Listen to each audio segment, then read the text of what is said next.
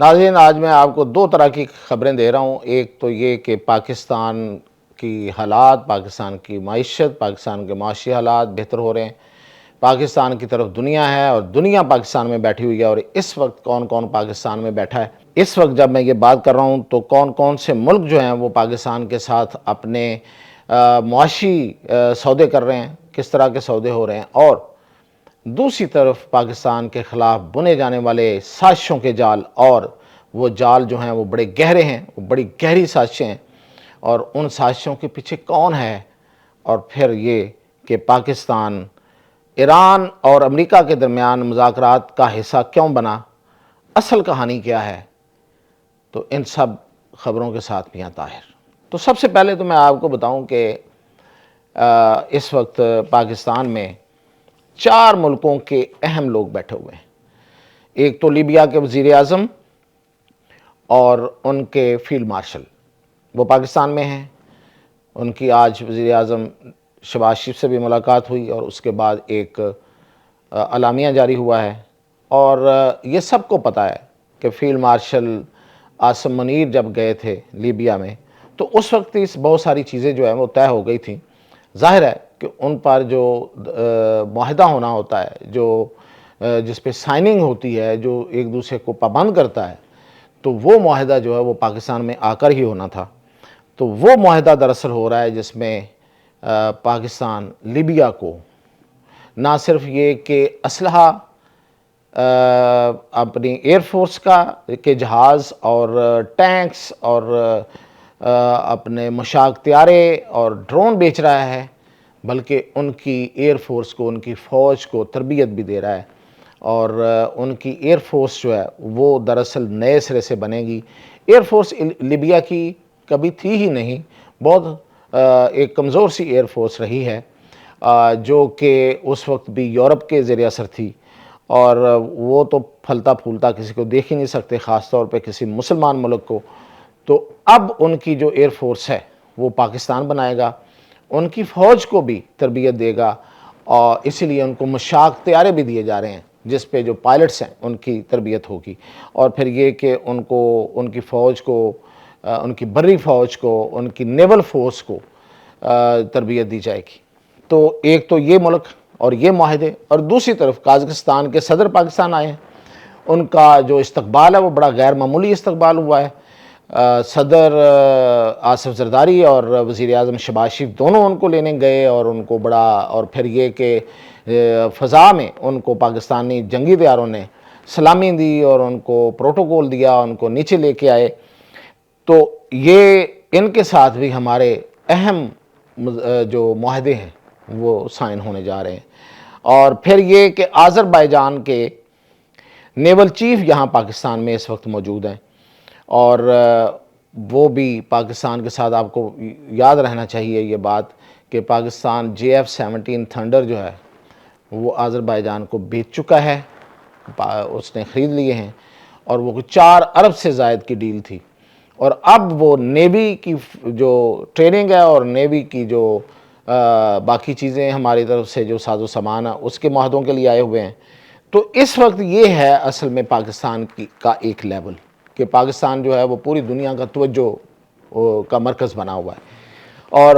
دنیا پاکستان سے معاہدے کر رہی ہے، اور یہاں سے خاص طور پہ دفاعی ساز و سامان کی ہماری جو ایکسپورٹ ہے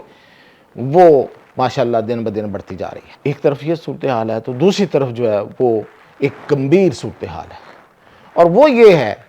کہ یہ جو پچھلے دنوں بلوچستان میں ایک بہت بڑا سٹارم آیا، دہشت گردوں کا ایک بڑا غول ان جانوروں کا پاکستان میں داخل ہوا،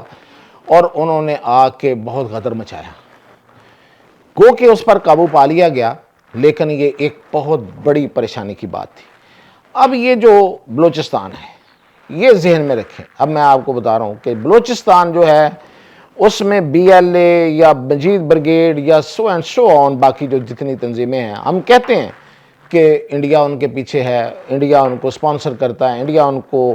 فیسیلیٹیٹ کرتا ہے، انڈیا ان کو انٹیلیجنس دیتا ہے، لیکن اب اس میں ایک اور ملک بھی شامل ہو گیا ہے، وہ ہے اسرائیل۔ پچھلے سال جون کے بعد اسرائیل کے جو ایک بہت بڑا ایک تھنک ٹینک ہے جو ان کی پالیسیز بناتا ہے اور دوسرے ملکوں کے حوالے سے ان کو اسٹڈی کر کے اسرائیل کو دیتا ہے، اسرائیل کی فورسز کو، اسرائیل کی حکومت کو، اور ان کی پالیسیز میں اس کا بڑا ہاتھ ہے، وہ ہے میمری جو ہے وہ Middle East media research institute MEMRI MEMRI, اس نے اعلان کیا تھا پچھلے سال کہ اب بلوچستان اس کا سبجیکٹ ہے، یعنی کہ وہ بلوچستان پہ کام کریں گے، یعنی کہ وہ بلوچستان کا مطالعہ کریں گے، اور پھر کیا ہوگا مطالعہ کر کے اسرائیل کا اگر تھنک ٹینک کر رہا ہوگا تو پھر ظاہر ہے کہ وہ اپنی پالیسیز اور اسرائیلی حکومت کو اس کے بارے میں پالیسیز بنا کے دے گا۔ تو یہ جو سب کچھ ہوا ہے اس کے پیچھے اسرائیل شامل ہے۔ یہ نہیں ہو سکتا کہ جس قدر جدید اسلحہ ان دہشت گردوں کے پاس ہے، مثلا MI6A4 رائفل، یہ کوئی $2000 کی بنتی ہے، 20 لاکھ روپے کی یہ جو رائفل ہے، یہ کون بھائی کس دہشت گرد تنظیم کے پاس یہ ہو سکتی ہے؟ مطلب یہ کوئی لوکل دہشت گرد تنظیم کے پاس تو اتنی مہنگی رائفلز نہیں ہو سکتی۔ اسی طرح ان کے پاس گریڈ لانچر ہے اور وہ $2000 سے بھی زیادہ قیمت کا ہے، LMT M203، یہ جو گریڈ لانچر ہیں ان کے پاس۔ پھر ان کے پاس لیزر رائمنگ ڈیوائس ہے جو رات کے ٹائم دیکھتا ہے، رات کے ٹائم یعنی کہ نائٹ ویژن اس میں لگے ہوئے ہیں اور وہ حملہ کر سکتا ہے۔ اس کو سٹینر ڈی بال A3 کہتے ہیں، اور اس کی جو قیمت ہے اب آپ سن کے حیران ہوں گے، وہ ہے $2575 سے بھی زائد اس کی قیمت ہے۔ اتنی مہنگا اسلحہ، اور پھر ان کے پاس نائٹ ویژن گوگلز ہیں، یعنی کہ انہوں نے ان دہشت گردوں کو وہ گوگلز دیے ہوئے ہیں کہ رات کو جب چلتے ہیں تو وہ دیکھتے ہیں، ان کے لیے اندھیرا نہیں ہوتا، اور وہ ان کی جو قیمت ہے وہ ایک گوگل کی $4,500 ہے، اور ان کا نام ہے AN/PVS 7GA3۔ یہ جو اتنے بڑے ہتھیار ہیں یہ کسی عام مارکیٹ سے اویلیبل نہیں ہیں، اگر کوئی جا کے کسی ایون کہیں سے سمگل بھی کرنا چاہے تو نہیں ہو سکتے، کیونکہ یہ بالکل یہ آرمی گریڈ یعنی کہ یہ ملٹری گریڈ کے سارے اسلحہ ہے اور یہ سارے ہتھیار ہیں۔ تو ان کو یہ سارے ہتھیار ملٹری کو ہی دے رہی ہے نا، تو وہ کون سی ملٹری ہو سکتی ہے؟ وہ انڈین ہے اور وہ اسرائیلی ہیں۔ تو دراصل یہ جو جنگ ہے اس وقت بلوچستان میں، یہ اسرائیل اور انڈیا لڑ رہا ہے، اور اس کے پیچھے دوسرا کون ہے؟ تیسرا امریکہ کیوں ہے؟ اب میں آتا ہوں سٹوری کی طرف جو میں نے پہلے اپنے ویلاگ میں آپ کو اشارہ کیا تھا، وہ یہ ہے کہ امریکہ جو ہے اس کا جو پلان ہے وہ ہے ایران کو اندر سے تقسیم کرنے کا،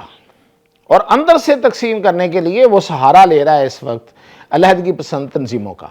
اور اس میں جو علیحدگی پسند تنظیمیں جو زیادہ طاقتور ہیں وہ تو کرد ہیں، اور کوئی اندر سے اور بھی کچھ ہیں ان کے اندر موجود ہیں، وہ کچھ کمیونسٹ لوگ بھی ہیں، لیکن زیادہ تر کرد ہیں اور کچھ چھوٹے اور پاکٹس ہیں۔ اور اس کے علاوہ یہ BLA جو دونوں طرف کام کرتی ہیں، اس سیستان میں اور اس بلوچستان میں، اور یہ بھی لنکڈ ود کرد ہیں، یہ کیونکہ یہ ایک دوسرے کو اون کرتے ہیں، یہ بلوچ کہتے ہیں ہم کرد ہیں، کرد کہتے ہیں یہ ہم کہ وہ بلوچ ہمارے بھائی ہیں، اور ان کا بڑا آپس میں ایک ان کا رابطہ ہے اور ایک دوسرے کے ساتھ یہ مل کے کام کرتے ہیں۔ تو یہ دراصل اس میں امریکہ بھی شامل ہے، اور اس میں ایک خلیجی ملک اور بھی شامل ہے، اس کا میں نام نہیں لوں گا۔ اور اب یہ جو مذاکرات ہو رہے ہیں اسی لیے پاکستان اس میں داخل ہوا ہے جا کے، اور ترکی نے اس کو جو ہوسٹ کر رہا ہے اس میں بھی ترک ظاہر ہے کہ تو کرد جو ہیں وہ ترکوں کا بھی مسئلہ ہے، اور جو کرد ہیں وہ ٹھیک ہے کہ ایران کے لیے بھی خطرہ ہیں اور عراق کے لیے بھی خطرہ ہیں اور شام میں بھی خطرہ ہے، لیکن جو سب سے بڑا خطرہ ہے وہ تو ترکوں کے لیے ہے، اور ترک انٹیلیجنس جو ہے وہ خاص طور پہ ان کا بڑا حساب کتاب رکھتی ہے، ان کو جس طریقے سے وہ مانیٹر کرتی ہے اور ان کی سرولنس کرتی ہے۔ اس وجہ سے اب پاکستان اور ترکی اس مذاکرات میں، اس میں کوئی شک نہیں ہے، یہ بات جو ہو رہی ہے کہ پاکستان کو یہ مقام ملنا کہ وہ کسی مذاکراتی عمل کا حصہ بنے، اس خطے کی ایک بہت بڑے جو کنفلکٹ ہے اس وقت، سب سے بڑا جو اس وقت تنازع ہے اس میں پاکستان ایک حصہ بننے جا رہا ہے۔ ایک لحاظ سے یہ ایک بڑا پاکستان کے لیے اعزاز بھی ہے، لیکن اصل خبر تو یہ ہے کہ پاکستان جو ہے وہ اس معاملے کو بھی وہاں پہ ڈسکس کرے گا کہ یہ جو کچھ ہو رہا ہے اس کو کس نے کنٹرول کرنا ہے. اور پھر یہ کہ ایک طرف امریکہ جو ہے وہ ایران میں ان کے ذریعے توڑنا چاہتا ہے، اور پھر اس کے نتیجے میں یہ لوگ جو ہیں وہ پاکستان پہ حملہ آور ہو رہے ہیں، اور اسرائیل اور بھارت اس کو سپورٹ کر رہے ہیں. اور دوسری طرف جو ہے وہ امریکہ ہم سے معاہدے کرنا چاہ رہا ہے کہ وہ یہاں سے منرلز لے کے جانا چاہتا ہے، وہ یہاں سے تیل نکالنا چاہتا ہے، اور معاہدے موجود ہیں. معاہدے جو ہیں وہ اپنی انیشل سٹیجز پہ موجود ہیں، بلکہ فنڈنگ بھی ہو گئی ہے، میں نے آپ کو خبریں دی ہیں. تو یہ یاد کرایا جائے گا کہ بھئی دونوں ایک ساتھ نہیں چل سکتے، بزنس اور دہشت گردی دونوں ساتھ نہیں چل سکتے. اور چین اس میں بلا واسطہ تو نہیں، بالواسطہ مطلب فریق ضرور ہے، لیکن وہ ان مذاکرات میں نہیں ہے. وہ چاہتا ضرور ہے کہ یہ جو معاملہ BLA والا ہے اور مجید برگیڈ اور یہ جو بلوچ دہشت گرد ہے، ان کا معاملہ جو ہے وہ سیٹل ڈاؤن ہونا چاہیے، اور ترکی بھی چاہتا ہے. اور پھر یہ ہے کہ قطر اور سعودی عرب جو ہے ان کا بڑا اس میں اس وقت سٹیک ہے. وہ نہیں چاہتے کہ ایران ڈی سٹیبلائز ہو، کیونکہ ایران کے ڈی سٹیبلائز ہونے سے بہت خطے کے اور بہت سے ملکوں میں بہت کچھ ہوگا. تو وہ ظاہر ہے کہ اس سے ہر کوئی متاثر ہوگا سوائے ایک امریکہ کے. ہاں، امریکہ جس طریقے سے متاثر ہوگا وہ جنگ میں ہوگا،